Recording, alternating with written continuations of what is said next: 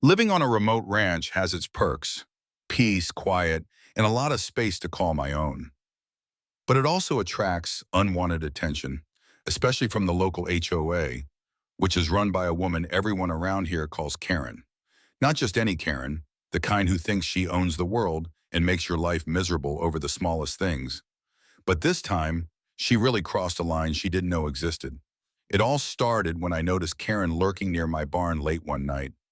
I wasn't sure what she was up to, but something about the way she prowled around felt off. I kept my distance and watched. Turns out she wasn't just snooping. She was trying to break into my safe. Yes, my safe. And not just any safe, it's one I installed years ago to hold some very sensitive documents and items, including evidence I had to keep after working with federal agents on a case. Nothing about it was ordinary. When I confronted Karen the next morning, she laughed it off like it was some kind of joke, but I knew better. She had tried to pry open that safe in the dead of night. Why, I had no idea. Then the crazy part happened.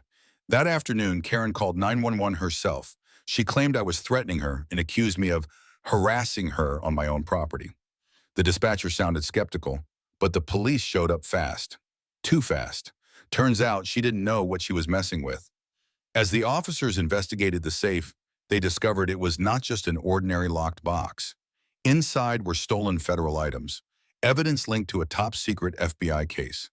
Somehow Karen had managed to break into it and unwittingly stole classified materials without realizing their significance. The FBI got involved immediately. Karen's face went pale when she was informed she was caught red-handed with federal property. Meanwhile, I stayed calm, explaining the whole story to the agents, how Karen trespassed, broke into my safe, and then tried to make herself the victim by calling 911. The FBI was more interested in the contents of the safe than in the HOA drama. They told me the documents were part of an ongoing investigation into a major criminal syndicate, and thanks to my safe, none of it was compromised. But Karen's foolishness could have blown everything wide open. She was arrested on multiple charges: breaking and entering, theft of federal property, and obstruction of justice. The HOA community was in shock. Karen, the self-proclaimed queen of rules and regulations, was now facing serious jail time. For me, it was a strange mix of relief and vindication. I never wanted trouble. I just wanted to live my life in peace.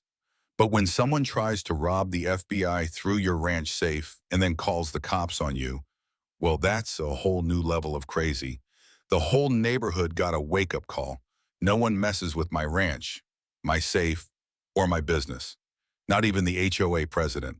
And as for Karen, she learned the hard way that curiosity and entitlement can land you behind bars.